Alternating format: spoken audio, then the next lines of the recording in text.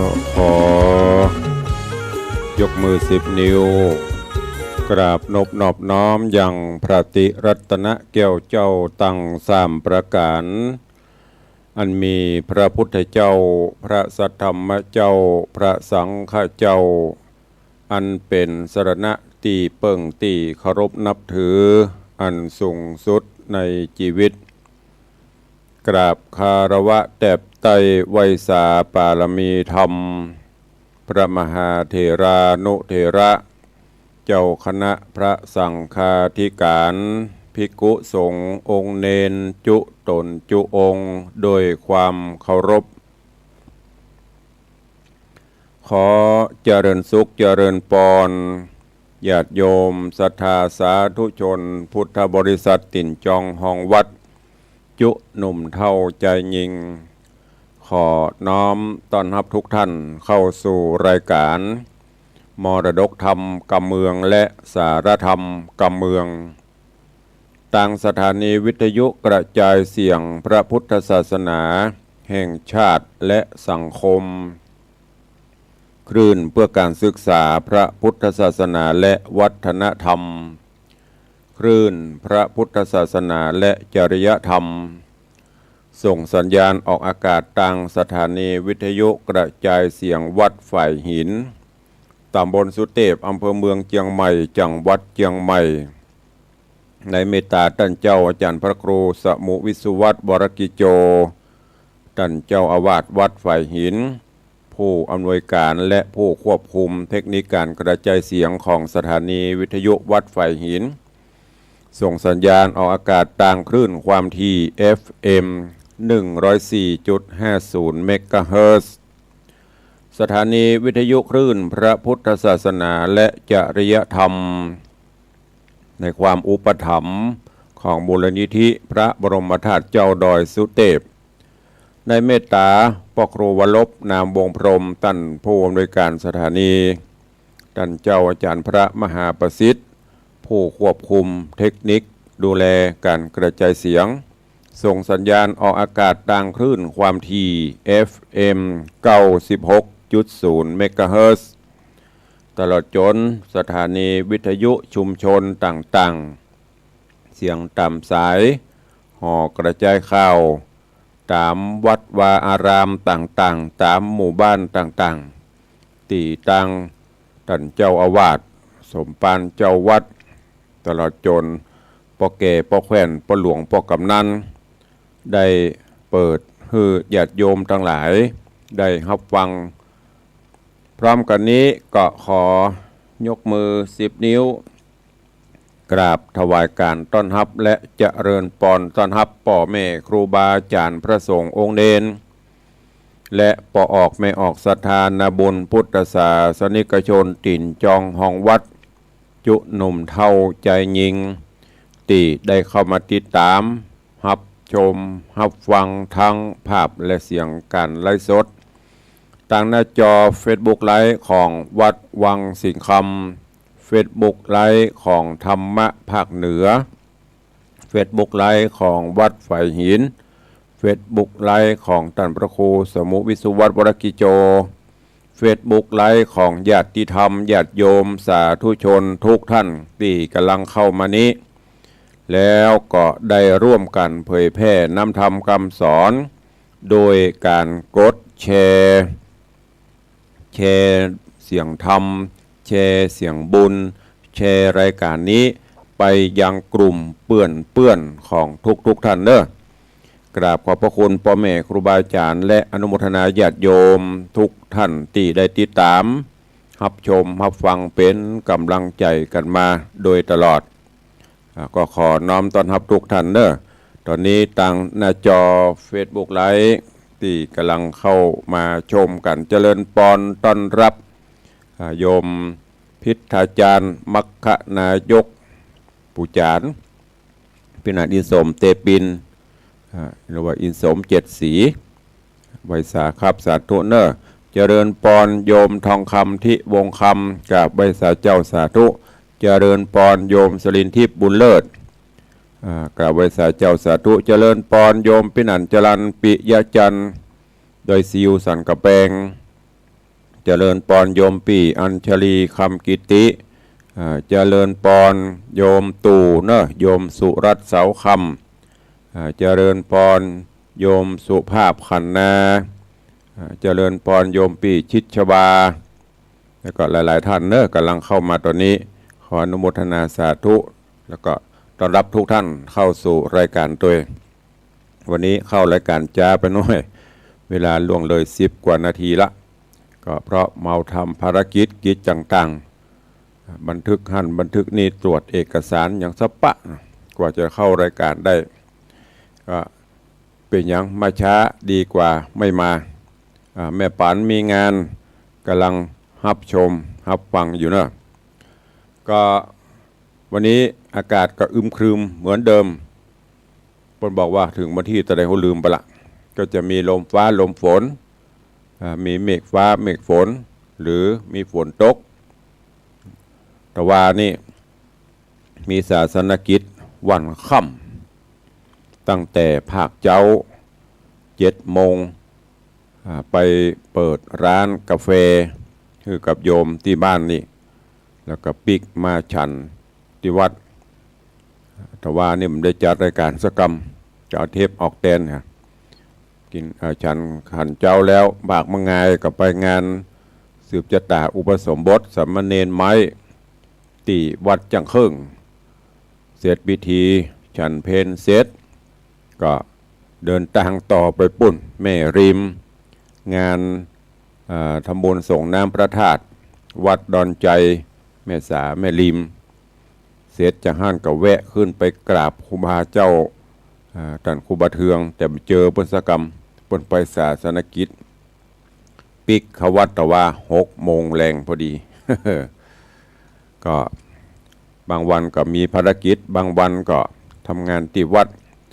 อย่างในช่วงนี้ก็เตรียมงานที่วัดตัวใกล้เข้ามาติดละ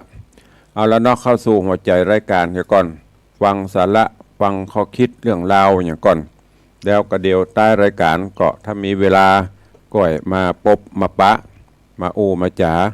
นำข่าวสารมาแจ้งมาบอกกล่าวให้กับทุกท่านตัวถวายการต้อนรับเน้อท่านเจ้าพอเลี้ยงบรรต่อ ปอยหลวงแล้วใหม่นับแบงค์แล้วหมดแล้วก็ท่านเจ้าคิมหันก็เข้ามาเป็นกำลังใจกันก็วันนี้จะได้เอาข้อคิดสาระเรื่องราวมาอู้จ๋าฮือกับญาติโยมศรัทธาเนอะวันนี้จะอู้จะจ่าเกี่ยวกับเรื่องของบุญกับกรรมบุญนำกรรมแต่งมันเป็นจะได้บุญกับกรรมเนี่ยมันของกู้กันหรอบาปบุญคุณโทษมันมาด้วยกันก็เชิญทุกท่านติดตามรับฟังอันไหนที่มันเป็นสาระประโยชน์ดีก็นำไปใช้ในการดำเนินชีวิตประจำวันเนอะท่านถวายการต้อนรับเนอะท่านเจ้าจักริดปุญญสิริเจริญพรต้อนรับท่านนายกเจริญคำยามานายกเทศมนตรีตำบลสันผักหวานผู้ใคร่ในธรรมเป็นผู้ที่คือการสนับสนุนอุปถัมภ์ค้ำจุนพระพุทธศาสนามาโดยตลอดญาติโยมทั้งหลายที่ได้นำเอาเรื่องบุญนำกรรมแต่ง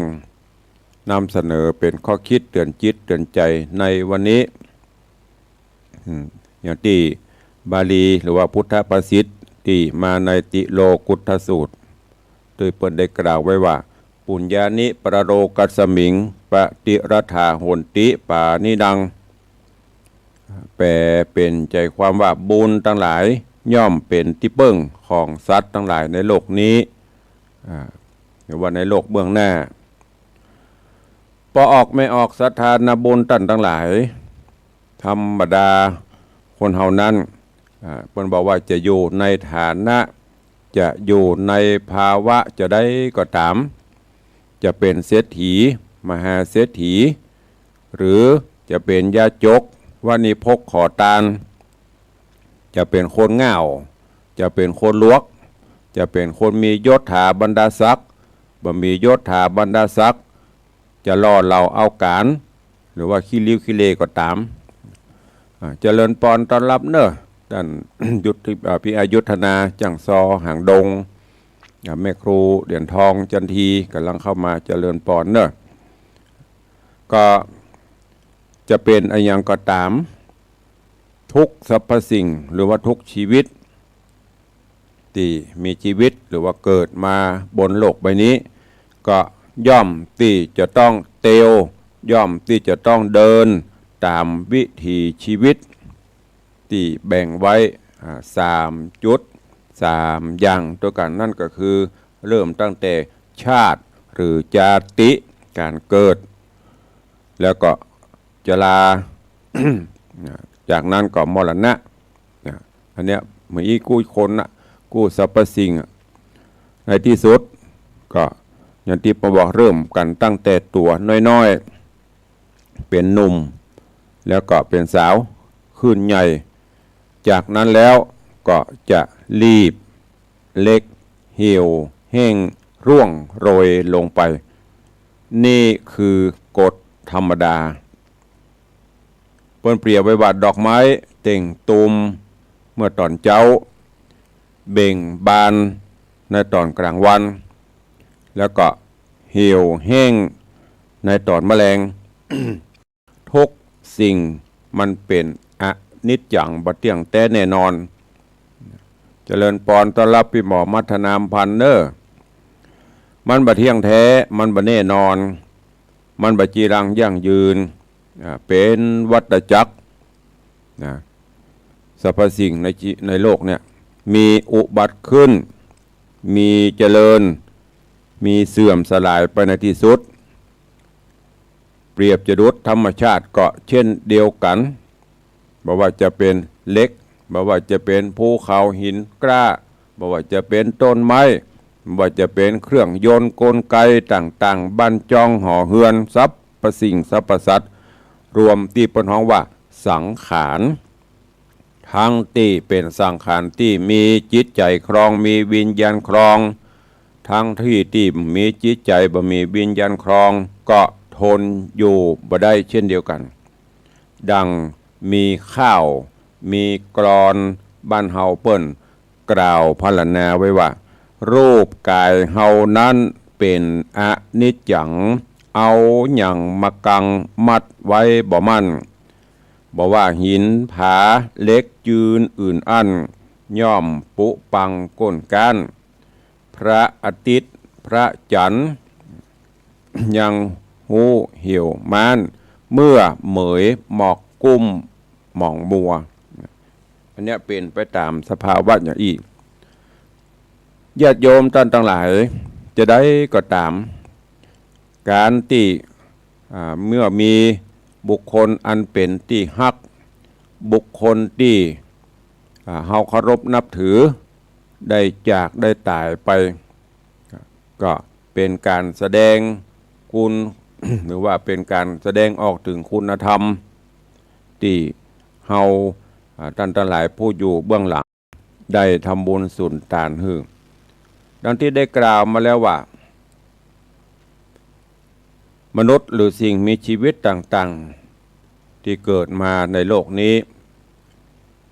ตามหลัก ในทางพระพุทธศาสนาเป็นไปตามกฎตามกรรมกฎกรรมของภัยของมันภัยจะไปดีภัยจะไปทางชั่วทางให้นั้นอยู่ที่กฎของกรรม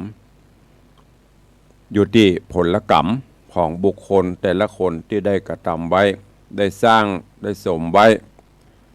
ในภพก่อนจัดก่อนก็ดีมาจนถึงในจัดปัจจุบันนี้ดังภาษิตที่เฮาได้ยินอยู่ตลอดจนพอบางท่านก็เพราะว่าตัวได้ที่เปิ้นกล่าวว่ากรรมมุนาวัตติโลโกสัตว์โลกย่อมเป็นไปตามกรรมท่านทั้งหลายกฎหมายบ้านเมืองบุคคลที่ทำผิดบุคคลที่สร้างกรรมสร้างเวรมีความผิดก็มักอาจจะลบจะหนีไปได้ ตามที่ปนห้องไว้อายุความ 10 ปี20 ปีกะใจเล่เพทุบายต่างๆหนีไปจนหมดคดีความใจอุบายใจเงินใจทองติดศีลบาทขาดศีลบนตามวิธีการต่างๆนานาก็รอดพ้นความผิดไปได้แต่ท่านทั้งหลายจะใจเล่เพทุบายใจเหลี่ยมใจเงินใจทองใจอย่างต่างๆเหล่านี้มาใจกับกรรมมันบ่ได้กฎกรรมธรรมชาตินี้จะเอาอย่างไปซื้อไปไทยไปแลกมันบ่ได้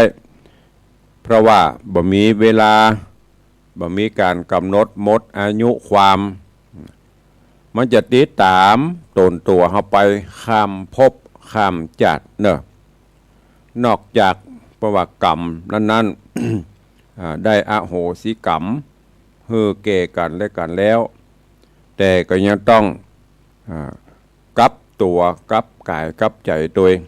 คือพลิกคิดในสิ่งที่มันบดีกลับทิ้งไปเอาสิ่งที่ดีเอากุศลคุณงามความดีมันบำเพ็ญปุญญาบารมีมันก็จะก้อยๆลบบาปกรรมไปได้พ่องเป็นภูมิคุ้มกันบาปกรรมที่เฮาได้ก่อกรรมกระทำไว้จนกว่ากรรมเวรนั้นมันจะอ่อนตัวลงเพราะนั้นเวลาอย่างเราไปงานศพกับไปหั่นปะนี่เนี่ยเกินเขาจะไปขอขมาไปลดน้ำศพกับไปไหว้ศพไกอ่ะ ไปขออโหสิกรรมไปฮื้ออโหสิกรรมต่อกันเป็นการอโหสิกรรมอันนี้ก็ไปแจ้ของง่ายนะพอออกไม่ออกญาติโยมทั้งหลายแจ้ว่าข้าได้ด่าได้ว่าเมื่อมีชีวิตอยู่ได้ทำนั้นทำนี้ก็ขออโหสิกรรมเป็นเด้อหากท่านผิดพ้องมองใจเฮาอโหสิฮื้อหาก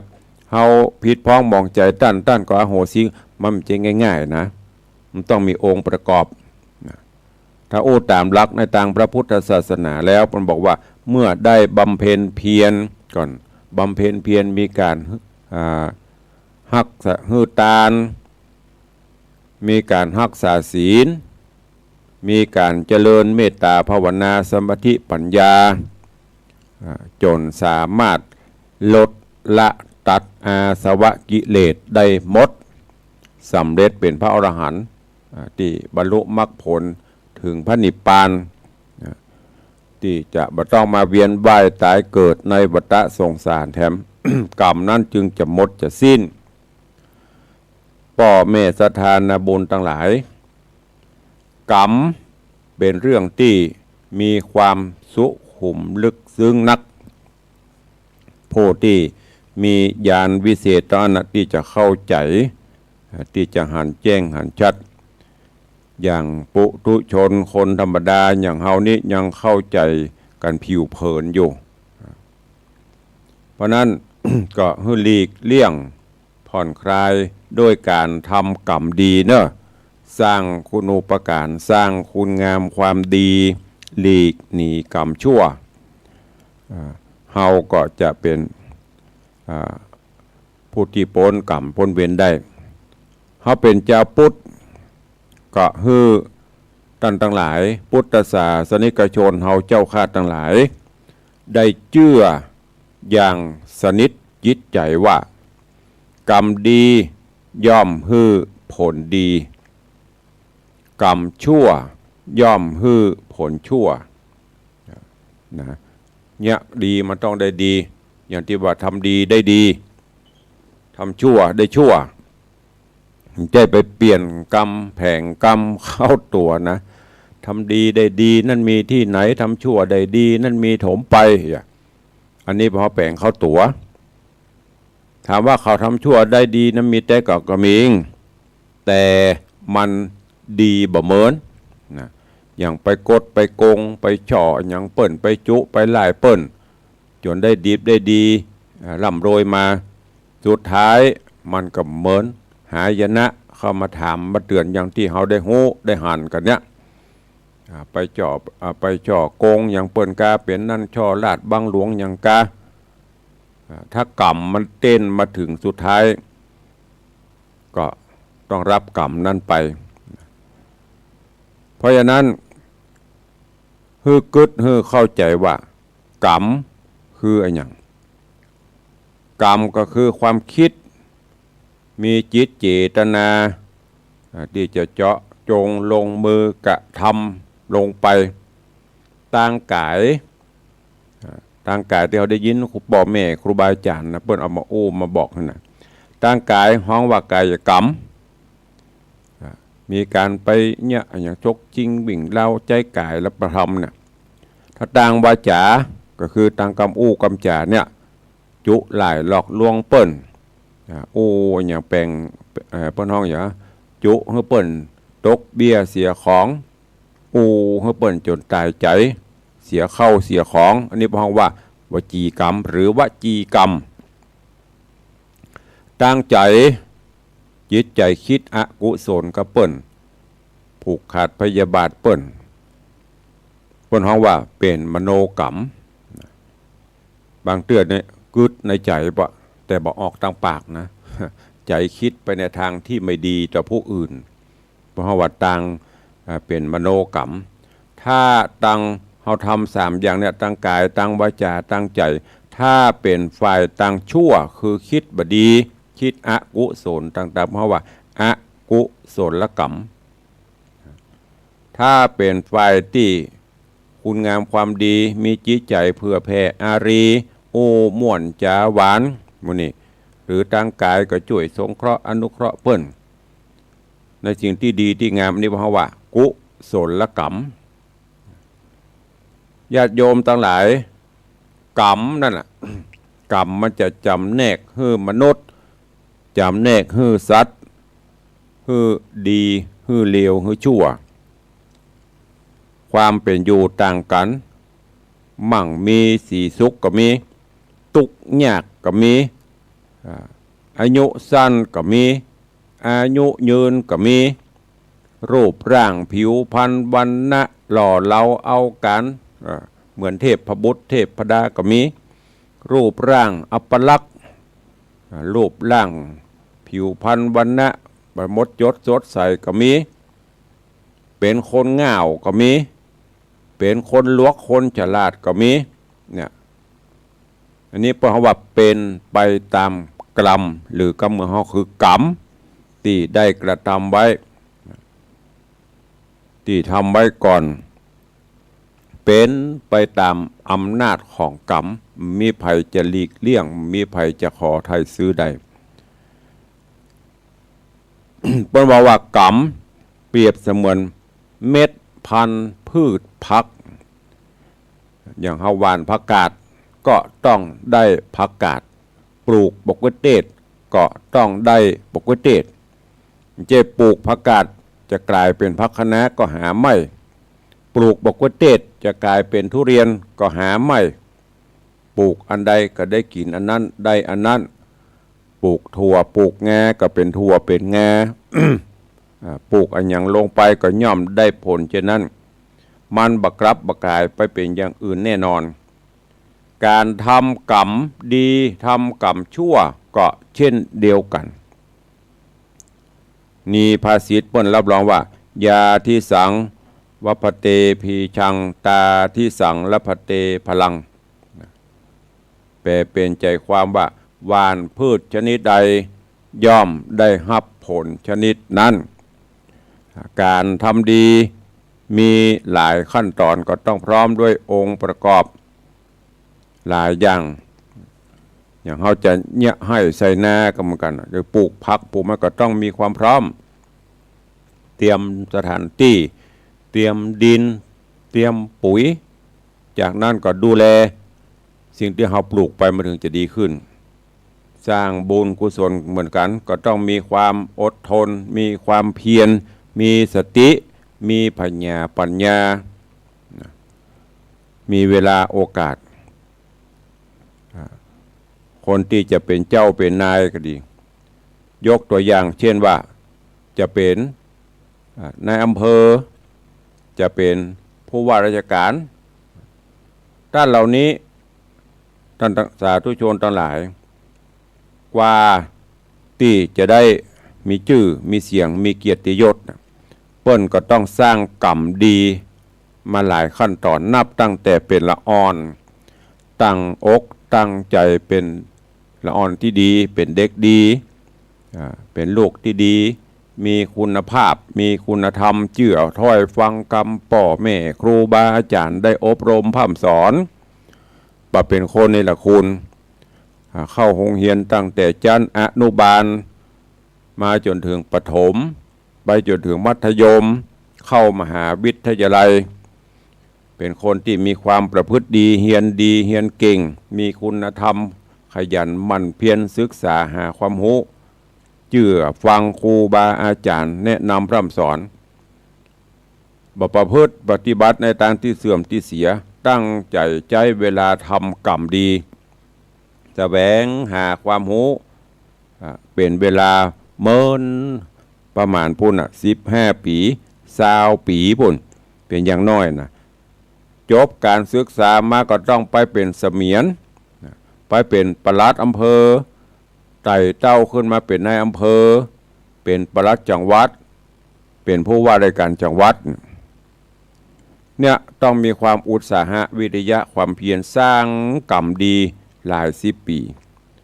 สาธุชนญาติโยมทั้งหลายลองใคร่ครวญพิจารณาด้วยเหตุด้วยผลว่าคนเฮาสมัยเนี้ยมักจะคัดจะค้านอย่างที่ตู้ลุงบอกไปตะเกียทำดีไม่ได้ดีทำชั่วไม่ได้ชั่วอย่างที่ว่านะทำดีได้ดีมีที่ไหนทำชั่วได้ดีมีถมไปนะอันนี้เพราะว่าคนที่กึดเอาแต่ผลได้บ่กึดถึงเหตุถึงผลแปลงพูดง่ายๆคือแปลงเข้าหาตัวเก่าเพราะนั้นท่านทั้งหลายต้องมีสติมีสัพพัญญะเนอะมีความภาคเพียรพยายามสร้างแต่กุศลคุณงามความดีปั่มเปงปารมีทำไว้สุดท้ายกรรมดีนั่นแหละก็จะตอบสนองฮือเฮาได้ประสบกับความสำเร็จกับความสำเร็จผลดังนั้นก็ฝากเป็นข้อคิดกับญาติโยมทั้งหลายนะในกาละวันนี้ที่ตุลุงได้นำเอาสาระเล็กๆน้อยๆมาฝากในเรื่องของบุญนำกรรมแต่งเขาเกิดมาเนี่ยเพราะมีบุญมีกรรมมาตัวบางคนก็เกิดบนกองเงินกองทองมีทรัพย์สินสริงคารคอยอำนวยความสะดวกให้ก็เพราะบุญบารมีที่เปิ้นได้สั่งได้สมได้ฝากได้ฝังได้กระทำไว้ บางคนเกิดมาก็เป็นคนทุกข์ไร้ทุกข์ยากเข็นใจปลายปอร่างกายก็ผสมประกอบเหล่านี้เป็นแต่ผลของกรรมทั้งนั้นเด้อกรรมในอดีตติดตามมาจนถึงปัจจุบันเมื่อท่านทั้งหลายหูจะนี้แล้วก็คิดพิจารณาเอาว่าเราจะสร้างกรรมดีกับกรรมชั่วถ้าเราสร้างกรรมดีไว้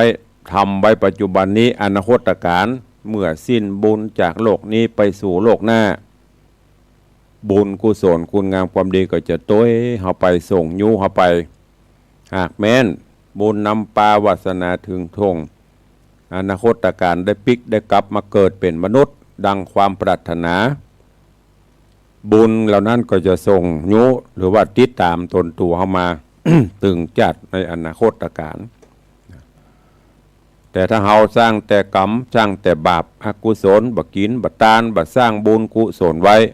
ก็อย่าหวังว่าจะประสบกับความสุขเนอะอย่างที่บอกตะเกียยกตัวอย่างตะเกียปลูกบกว่าเตศก็ได้บกว่าเตศปลูกทุเรียนก็ได้ทุเรียนปลูกบะลำไยก็ได้บะลำไยมันบ่มีโอกาสที่จะกลับกายไปอย่างอื่นเช่นเดียวกันสร้างบุญกุศลไว้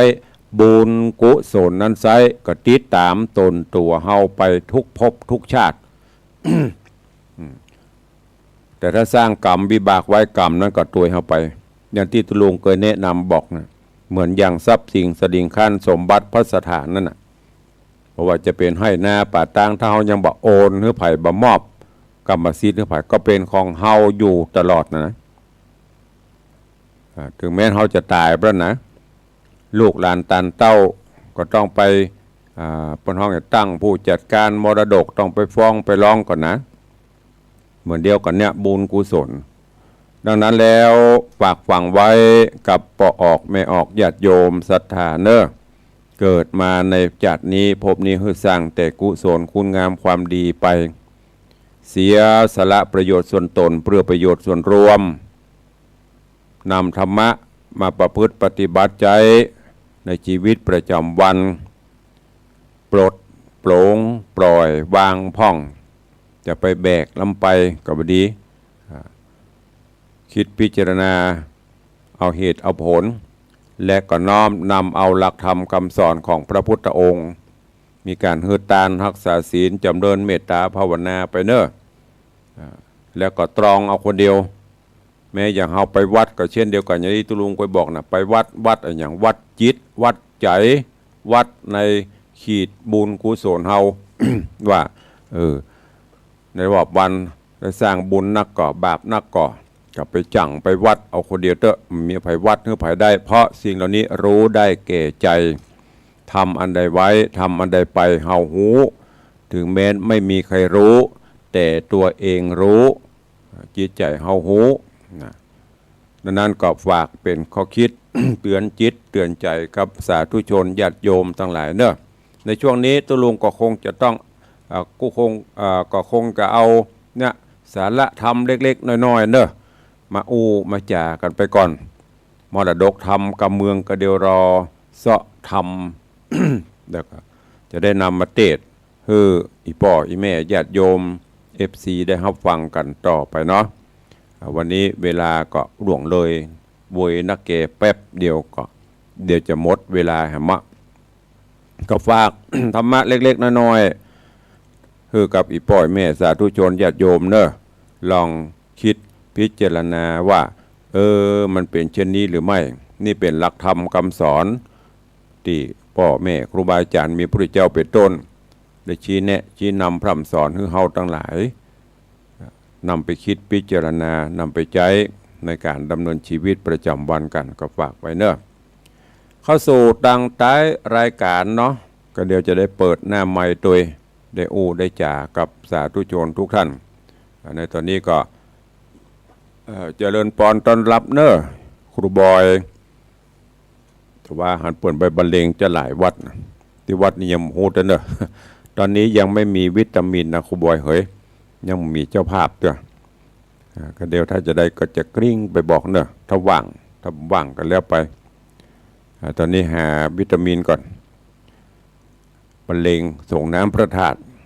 เจริญพรโยมแม่นวลศิริหินเขียวกับใบสาเจ้าสาธุเจริญพรเนอะเจริญพรโยมพี่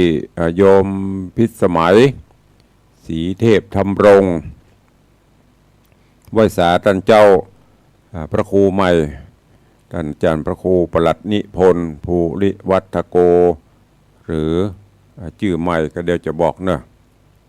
เข้ามาติดตามท่านเจ้าจังซอพะเยา ลำปางว่าพะเยาลืมไปละท่านเสน่ห์กาหลงนี่ก็ฟังของเปิ้นตลอดเนอะเปิ้นซอก็ม่วนข่าวจ้อยของเปิ้นก็เป็นร่วมกันอนุรักษ์วัฒนธรรมประเพณีกำเมืองกำอย่างเฮาบ่คือมันหายไปท่านเจ้าก็เทศก็ม่วนอันอย่างก็ซอก็ม่วนสอนตัวสักวันจะไปเฮียนเนอะ เจริญพรโยมพี่หมอมัฒนากำลังเข้ามาสาธุเนอะ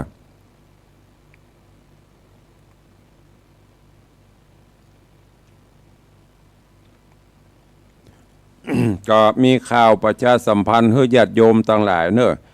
ทุลุงได้ประกาศมาหลายครั้งในวันที่27หรือ27ที่จะถึงนี้ก็จะมีงานพระราชทานสัญญบัตรพัดยศ หรือประธานสัญญบัตรพัดยศที่วัดลัทธิบรรณารามขอนตาลอำเภอแม่ริม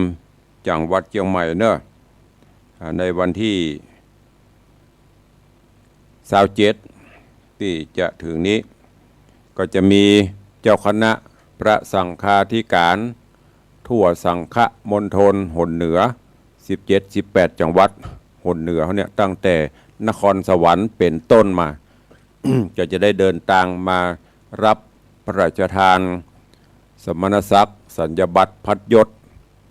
ที่วัดลัทธิวันขอนตาลอำเภอแม่ริมประมาณ400 กว่าวัด400 กว่ารูปโดยเจ้าประคุณสมเด็จพระมหาเถราจารย์เจ้าคณะใหญ่หนเหนือเจ้าอาวาสวัดพระเชตุพนวิมลมังคณารามจะได้มาปฏิบัติหน้าที่แทนเจ้าประคุณสมเด็จพระสังฆราชก็การนี้ก็จะมีญาติโยมแต่ละวัดแต่ละวาก็จะได้ติดตามลำตัวเองมาแสดงมุทิตาครับ ครูบาอาจารย์ท่านเจ้าเปิ้นรถรางก็จะหนารถลาก็จะคลาคล่ำจะตีดเพราะเนอะทางสายขึ้นแม่ริมนะในวันที่27แล้วก็หลายวัดหลายวาก็คงจะฮับหูฮับทราบไปแล้วว่าตุลุงตัวเก่าตุเจ้าวัดตัวที่เคารพนับถือเปิ้นได้ฮับก็เตรียมตัวเตรียมกายเตรียมใจกันเนอะน้อมถวายการต้อนรับสัญญบัตรพัดยศมื้อนี้ ก็เลยแจ้งให้ญาติโยมทั้งหลายเนอะที่ได้รับทราบรับรู้ก็เลยว่าโอ้วันนี้รถยังมาหลายนะก็คงจะตั้งแต่วันที่25-26ไปละที่ไกลๆเปิ้นก็อาจจะมาพักตามวัดตามวาที่ใกล้ๆเพื่อสะดวกในการเข้ารับอย่างนครสวรรค์อย่างการนี้เปิ้นก็คงจะมาก่อนดังนั้น25-26-27นี่รถในเชียงใหม่นี่จะหนักเนอะ โดยเฉพาะเส้นทางไปทางแม่ริมไปทางแม่แตงนี่จะหนักนอกจากนั้นก็มีข่าวจวนอย่างอำเภอเมืองนี้ที่ได้รับการเลื่อนสมณศักดิ์ก็มีที่หลวงพ่อวัดลอยเคราะห์เนาะวัดลอยเคราะห์ท่านหลวงพ่อพระครูสุวิมลธรรมรักษ์เลื่อนสมณศักดิ์ชั้นเป็นเทียบผู้ช่วยเจ้าอาวาสพระอารามหลวงชั้นเอกวิปัสสนาแล้วก็มีท่านเจ้า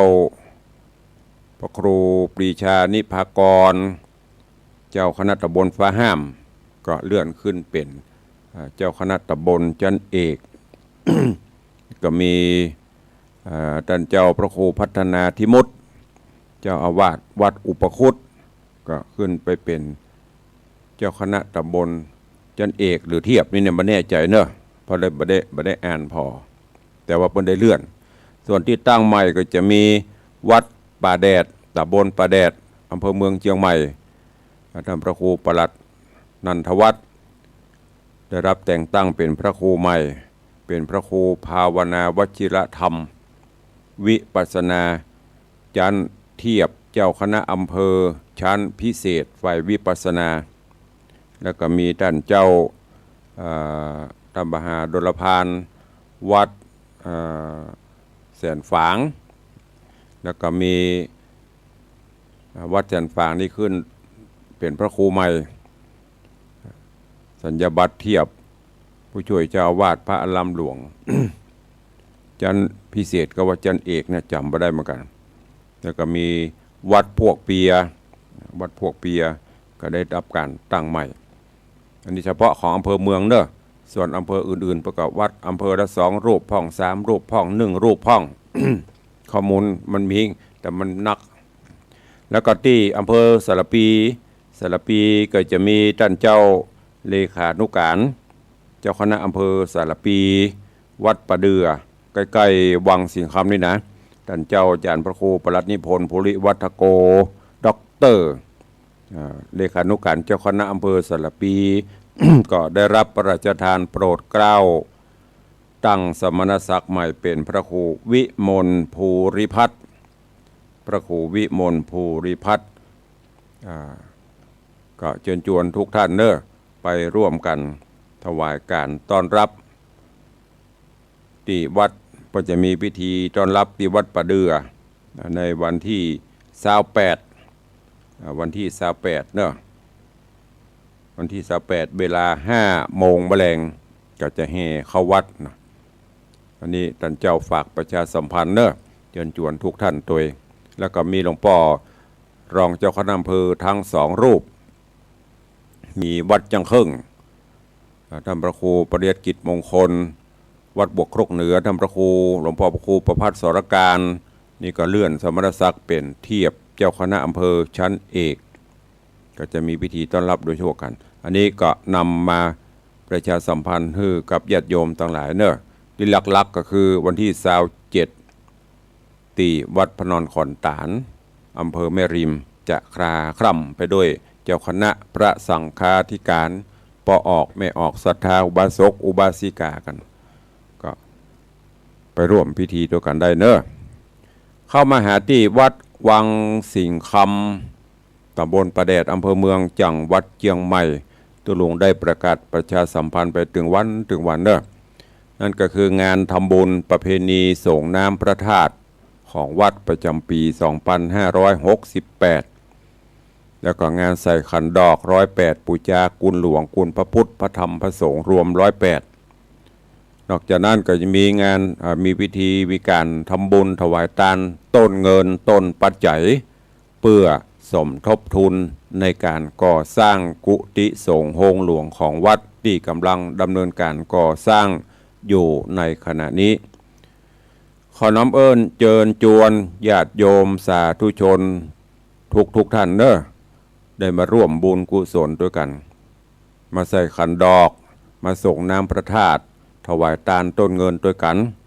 สุดแล้วแต่จิตเจตนาศรัทธาเนอะบ่ได้มีการบังคับบ่ได้มีการกฎเกณฑ์บุญกุศลเกิดขึ้นที่เจตนาอันบริสุทธิ์ของท่านในการนี้ทางวัดได้ก่อสร้างกุฏิสงฆ์ที่จำวัดจำวาพระสงฆ์องค์เนรตอนนี้อยู่ในช่วงของการที่จะมุงหลังคาช่างได้ขึ้นโครงหลังคาโครงเหล็กไว้แล้วก็จะได้มุงแต่ตอนนี้ยังขาดเจ้าภาพกระเบื้องมุงหลังคาจะใช้กระเบื้องปนหอกกระเบื้อง SCG กระเบื้องเนี่ยกระเบื้องเคลือบแบบ CPAC SCG ตกแผ่นละ80 บาทซึ่งจะใจถึงหมดกันประมาณ6,000 แผ่นเป็นเงินอยู่ประมาณ 480,000 ตุลงก็ได้เอามามาจ่าเชิญชวนญาติโยมศรัทธาใครจะให้จะห้อมจะห่วมเป็นเจ้าภาพก็ได้เนอะ ก็วันก่อนไปประชุมที่วัดพนอนขอดตานเกี่ยวกับพิธีการต้อนรับก็ได้รับเมตตาจากพระเดชพระคุณหลวงพ่อท่านเจ้าคุณพระภาวนาธรรมาภิรัตน์วิปัสสนาหลวงพ่อเจ้าคณะอำเภอเมืองเชียงใหม่เจ้าอาวาสวัดร่ำเปิงตะโปธารามร่วมกับคณะพระภิกษุสงฆ์สามเณรโยคีผู้ปฏิบัติธรรมแม่ชีและศรัทธาของวัดร่ำเปิงตะโปธารามในเมตตาพระเดชพระคุณหลวงพ่อท่านเจ้าคุณพระภาวนาธรรมาภิรัตน์ได้เมตตากับกล่าวกับผมและศรัทธาวัดวังสิงคำโดยร่วมเป็นเจ้าภาพกระเบื้องมุงหลังคากุฏิสงฆ์จำนวน500 แผ่นเป็นปัจจัยทั้งหมด 40,000 บาทถ้วนและได้มอบถวายเป็นที่เรียบร้อยขอกราบขอบพระคุณในเมตตาปรมีของพระเดชพระคุณหลวงพ่อท่านเจ้าคุณพระภาวนาธรรมาภิรัตน์ผ่านทางรายการนี้ตัวนอกจากนั้นขอกราบอนุโมทนาขอบคุณท่านเจ้าพระมหาชนการชยวังโสหรือชัยแก้วเมท่านเจ้าอาวาสวัดเมตเตาะชื่อแต่ยังลืมไปละแต่ว่าวัดเมตเตาะอำเภอเชียงดาวซึ่งก็เป็นนอเนื้อเจือไข ลูกหลานตันเต้าบรรดาบ้านวังสิงคำวันนี้แต่ว่าท่านเจ้าก็นำปัจจัยมาร่วมเป็นเจ้าภาพสังฆทานถวายพระเจ้าประสงค์ชุดใหญ่จำนวน10 ชุดเป็นเงิน 10,000 บาทอนุโมทนาสาธุด้วยเนอะขอขอบคุณอนุโมทนาบุญกับแม่วิเขียวตะนังพร้อมลูกหลานตันเต้าบ้านวังสิงคำเป็นเจ้าภาพสังฆทานชุดน้อย1 ชุดกระเบื้อง5 แผ่นแล้วก็ดอกบัวใส่ขันดอกแหมรวมเป็นปัจจัย 1,000 บาทเนอะค่ะสาธุขอบคุณกับแม่อุ้ยอิน พร้อมลูกหลานตันเต้าบ้านเสมิงอันนี้ก็โทรศัพท์ร่วมเป็นเจ้าภาพกระเบื้อง2 แผ่น200 บาทขอบคุณอนุโมทนาบุญกับแม่ปราณีรอดเรือนตะวาเจอยมปีนิ่มนวลเตียวว่าจังเขิน รู้ไหมยมปีว่าแม่ฝากปัจจัยมาร่วมบุญกุศลด้วยจำนวนถ้าเป็นเจ้าภาพกระเบื้อง12 แผ่น1,000 บาทก็อนุโมทนาสาธุเนอะวันนี้เอาโมอีก่อนก็เดี๋ยวจะไปว่าเนอะอันอีแม่ยังไม่ได้ยินประกาศอันนี้เฉพาะที่ห่วมบุญมาตะวานะอันที่ก่อนๆก็ประกาศไปหลายวันเตื้อบัตตันได้ฟังเนาะก็เดี๋ยวตุลุงก็จะเอามารวมประกาศรวมหมดทำกรรมก้อยๆเพราะว่ามันนักมันจะต้องใช้เวลาตัว ฟังไปเถอะเนอะเดี๋ยวก็ถ้าไม่ได้ยินถ้าวันใดที่ตุลุงประกาศรวมพลแล้วไม่ได้ยินก็เมตตาได้แจ้งเข้ามาตัว นอกจากนั้นขออนุโมทนาบุญขอบคุณกับโยมปเลี้ยงธนวัฒน์โยมแม่เลี้ยงทัดพิชาสุสิงคำพร้อมครอบครัวลูกหลานรัตนอุบาสกอุบาสิกาที่ได้อุปถัมภ์บำรุงวัดวังสิงคำมาโดยตลอดในการนี้โยมปเลี้ยงธนวัฒน์โยมแม่เลี้ยงทัดพิชาสุสิงคำได้เมตตาเป็นเจ้าภาพปราสาทเฟืองหงคำหงเงินหงคำแล้วก็เป็นเจ้าภาพยอดชัดเป็นเจ้าภาพอุปกรณ์สายลอบฟ้าทั้งหมดทั้งมวลเป็นปัจจัยเพิ่มเติมแถม 50,000 บาทท้วนซึ่งจะได้ประกอบพิธียกยอดชัดขึ้นประดิษฐานบนหลังคากุฏิสงฆ์หงหลวงในวันที่25นี้เช่นเดียวกันก็ขอขอบคุณเนอะกับโยมปเลี้ยงธนวัฒน์แม่เลี้ยงทัดพิชาสุสิงคำตัวคราวก่อนเปิ้นก็เป็นเจ้าภาพมาช่วงเป็นเจ้าภาพสังฆทานชุดใหญ่10 ชุดสังฆทานชุดน้อยสังฆทานชุดใหญ่11สังฆทานชุดน้อยแหม10 ชุดเป็นเจ้าภาพดอกบัวเป็นเจ้าภาพน้ำดื่มเป็นเจ้าภาพกระเบื้อง200 แผ่นข้าวสารข้าวเจ้า1 กระสอบข้าว1 กระสอบข้าวก่อนนั้นเป็นเงินอยู่ 46,000 บาท คราวนี้แหม 50,000 บาทรวมตัวนี้ก็ 96,000 ก็เดี๋ยวปเลี้ยงว่าจะเติมให้มันถึงแสนครับแหม 4,000 ก็จะครบ 100,000 บาทนะอนุโมทนาขอบคุณกับโยมปเลี้ยงธนวัฒน์แม่เลี้ยงทัดพิชามาณโอกาสนี้ตัวเปิ้นอุทิศบุญกุศลให้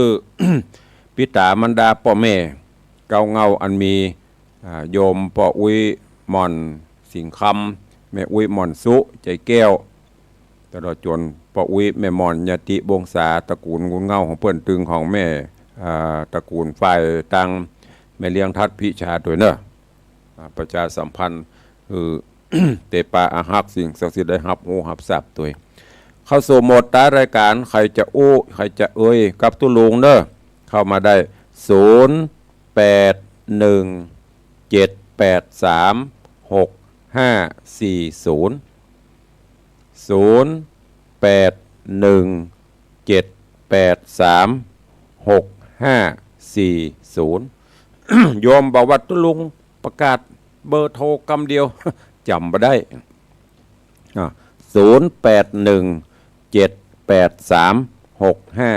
0817836540วันนั้นมีห้องป้ออย่างลืมไปละ ป้ออย่างก็เมืองแกนพัฒนาป้อวัฒนาแม่นาการเนาะถ้าจำบ่ผิดแม่ศรีนวลลันจวน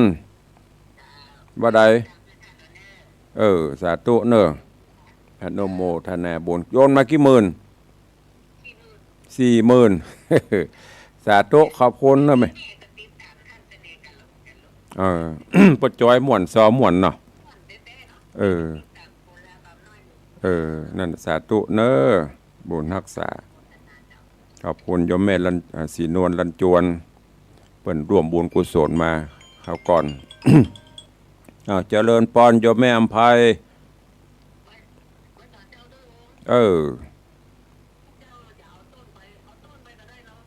ทำดี โมทนาสาธุต้นจะได้นักแหมหน่อย แม่ใครเข้ามาวันไหนได้23ก็ได้23 24 25เนอะว่างวันไหนก็ได้สาธุอนุโมทนาเนอะขอบคุณโยมแม่อัมภัยกองราช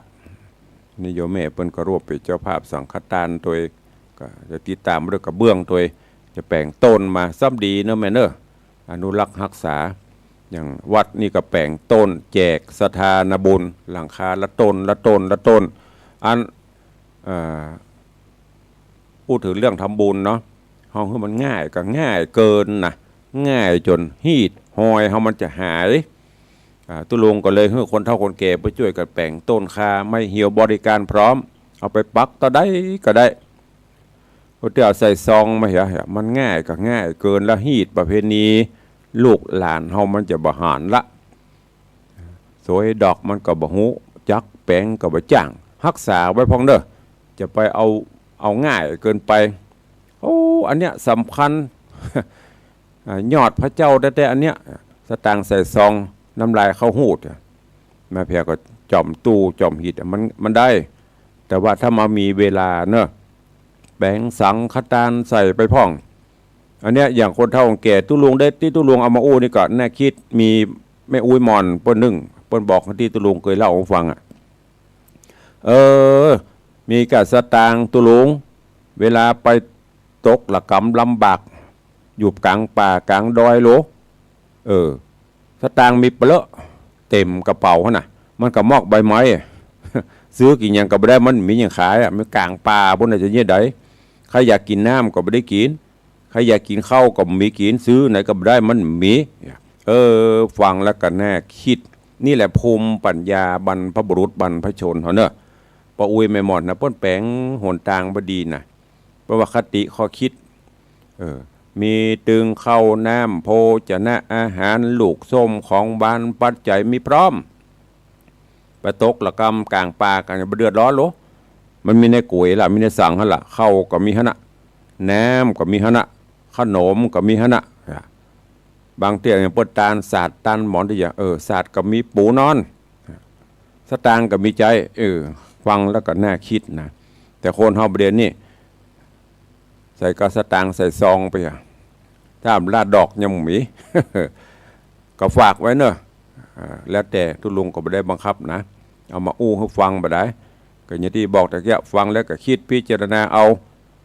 มันเป็นเช่นนั้นลูกมันเหมือนอย่างแหมอันเนื่องที่อู้หอเฮือนดีวัดบามุ่นอยู่ดีมีสุขอย่างที่เพิ่งคืดเวลาคนตายบ้านเฮาเนี่ยนี่อย่างเขาถึงตาลประสาทเขาอย่าบอกสตางค์วางอกเอานี่เนอะแม่เนอะไปซื้ออยู่คอนโดมิเนียมคนเดียวเนอะไปซื้อบ้านจัดสรรเนอะเดียวเปลอะเฮาก็ยังตาลประสาทบปอยังแปลงบ้านน้อยตาลทำอยู่กลัวเปิ้นมีที่อยู่อันนี้ฝากไว้นะถ้าเฮาหลอมเฮาจะก็สตางค์ใส่กระเป๋าใส่กระถุงไปซ่อซื้อต่างแง่ถ้ามันมีขายยังไงอันนี้ฝากไว้เนอะเอาแล้วเนาะเวลาหมดเวลาละมันตึมีเตี้ยเสียงทางบ้านนะ2-3 สายก็ขอบคุณตัวติดตามเนอะจ๋าอันใดไปเป็นสาระประโยชนะก็ฝากไว้นำไปคิดพิจารณาอันไหนที่มีประโยชนะก็ละทิ้งขว่างไปเนอะวันนี้ตุลงได้นำเอาสาระข้อคิดเรื่องราวเล็กๆน้อยๆพร้อมข่าวสารงานบุญมาจากพบปะกับทุกท่านก็หันว่าพอสมควรหมดเวลาแล้วขอนำรายการจากทุกท่านไปก่อนปะกันใหม่ในโอกาสวันต่อไปเนอะขอกุลแก้วเจ้าทั้ง3ประการมีพระพุทธพระธรรมพระสงฆ์ปกห่มทุกท่านอยู่ดีมีสุขเหมือนกันจุตนจุองค์จุผู้จุคนเนอะจัตตาโรธรรมาวัฏันติอายุวันโนสุขังปะลัง